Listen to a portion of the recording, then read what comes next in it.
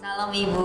Shalom. Iya, Bu, sekarang ini kan banyak sekali tuh Bu, saya dengar Bu, orang yang berpacaran tapi sudah melakukan hubungan seks sebelum diberkati. Padahal kan jelas-jelas firman Tuhan tuh mengatakan bahwa itu tuh nggak boleh ya Bu ya. Nah bagaimana itu Bu ya?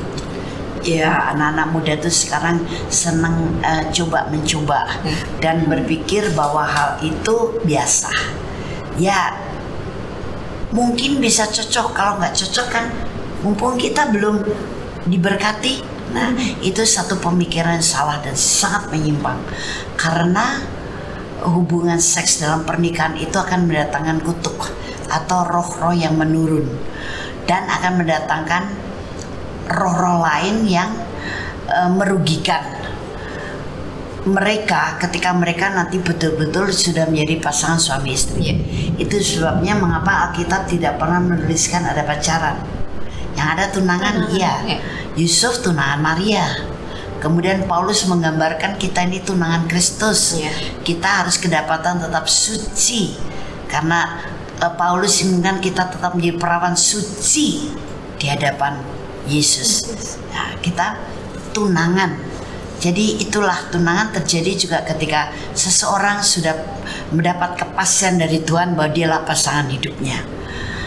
Tapi banyak yang sudah melupakan atau tidak menganggap kebenaran firman seperti ini itu masih berlaku.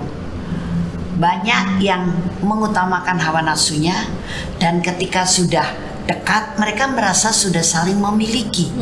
Lupa bahwa mereka anak Allah, tubuh mereka bait Allah yang kudus, mereka belum mengucapkan janji di hadapan Tuhan, mereka belum diberkati dan sebagainya. Walaupun mereka pasti banyak yang berpikir, enggak apa-apa toh nanti tetap yuk saya nikahin. Tapi bukan begitu caranya. Ingat bahwa pernikahan yang diawali dengan sesuatu yang salah akan mendatangkan masalah yang berseri dalam rumah tangga. Nah sekarang hubungan seks sebelum pernikahan dulu. Yang pertama, kutuk hubungan seks sebelum pernikahan nanti akan menurun kepada anaknya. Anaknya ada aja, entah dia pria, entah dia wanita, melakukan hubungan seks dulu sebelum menikah. Mungkin sampai swanger atau hamil, itu bisa terjadi karena roh itu menurun gitu. Dan yang kedua, kalau seseorang sudah melakukan hubungan seks sebelum pernikahan, apalagi sampai hamil duluan, anaknya pasti kebanyakan tertolak.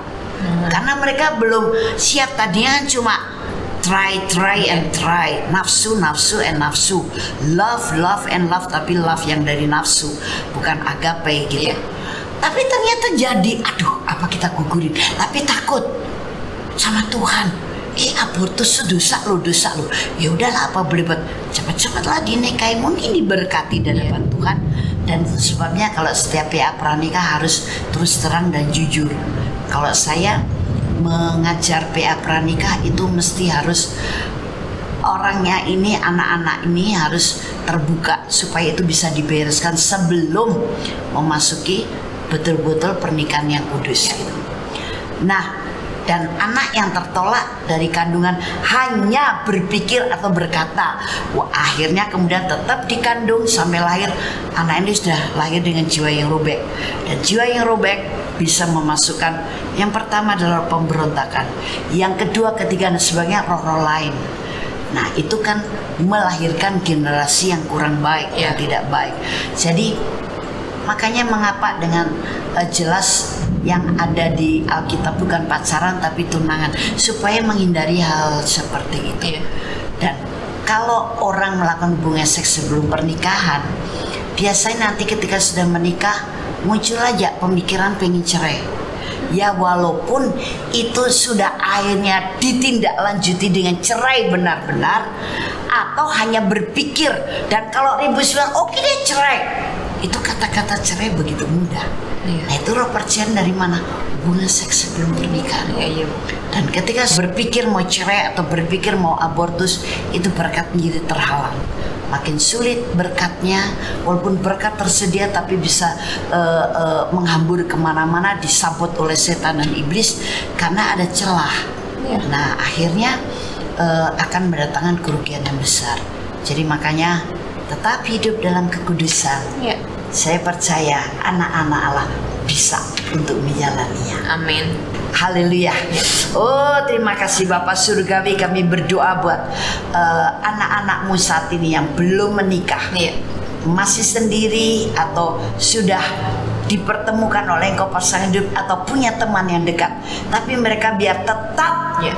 menjaga hidup dalam kekudusan. Amin. Dan mereka ada best friend sampai akhirnya mereka mendapat pernyataan bahwa itulah pasangan hidupnya dan mereka menyerahkan diri untuk diberkati dalam pernikahan kudus. Amin. Tidak melakukan hal yang tidak senonoh, tidak ada melakukan hubungan seks sebelum pernikahan, tidak ada roh hubungan seks sebelum pernikahan yang menurun juga dari orang tua mereka. Ya. Dalam nama Tuhan Yesus, roh perzinahan, nah, ini juga termasuk perzinahan, keluar dalam nama Ya. Tuhan Yesus, dan hubungan mereka sampai dengan diberkati di altar Tuhan. Mereka menjadi hubungan yang indah, yang elok, yang berkenan, dan menjadi pasangan suami istri yang bisa menjadi contoh untuk Iya. banyak orang. Amin. Terima kasih Bapa, dalam nama Tuhan Yesus kami berdoa. Haleluya. Amin. Amin. Puji Tuhan. Kalau saudara mempunyai masalah dan membutuhkan pencerahan dari firman, juga dukungan doa kami, jangan segan-segan kirim WhatsApp ke nomor 0895 6323 58989. dan akan kami dukung dalam doa, akan kami cerahkan juga dengan firman. Rahasia Anda akan tetap terjamin. Puji Tuhan, Tuhan Yesus memberkati.